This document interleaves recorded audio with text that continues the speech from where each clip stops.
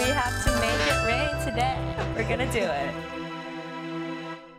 I am Diane Eisner, and we are now at Waze, a software company that's making social GPS and real-time traffic application for smartphones.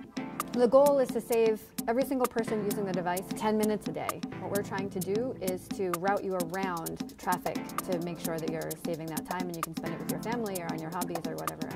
If you're able to save 10 minutes a day, that's 61 hours per person a year. In a group of 20 million drivers, that's 1.2 billion hours. It becomes 9 billion pounds of CO2 not put into the environment.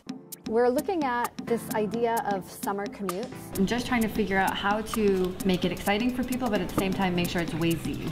Like, what's the sexiest place near where you're most likely to be stuck in traffic? Beaches, lighthouses, like these are places that we cross-reference with like Yelp and Foursquare and popular blogs. The inventor Ehud Shabtai got a GPS device for his birthday, and he noticed that all the maps were outdated. It was unusable, so he said, okay, I can fix this problem.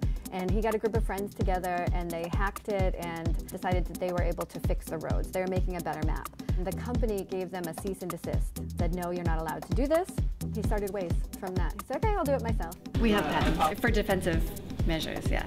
I mean, there are people that we call patent trolls that are just out there to not even create businesses, but find any patents that they can and then create a business around it so that they can try to infringe. In the beginning, when we didn't even have good maps, the community was actually on our web editor adding names to roads. And then as we got into what we call the build phase, you could literally drive around and watch yourself creating the roads. In some countries, we started with a completely blank white map. Then we grow into what we call the play phase.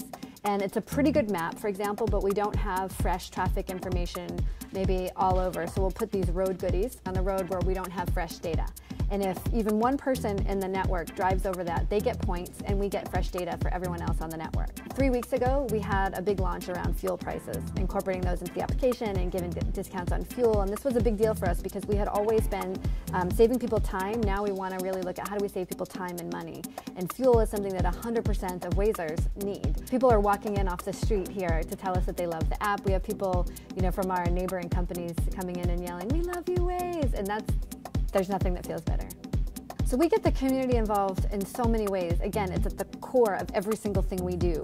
The more users, the better the data. And this week we crossed 21 million drivers.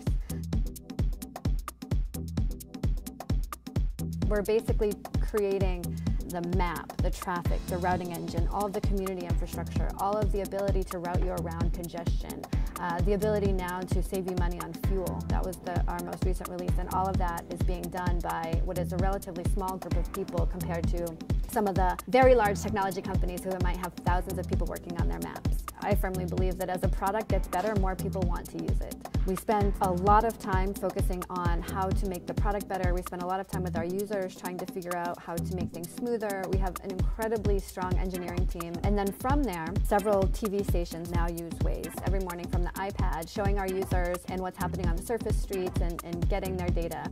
We can save you perhaps a few hours every year. But as a Waze community, 20 million people, that becomes 2 billion hours. It becomes 9 billion pounds of CO2 not put into the environment. And that becomes a measurable impact. I think we're reshaping the way we drive, therefore the way we navigate through our world. We're playing a humble role in changing our mobility.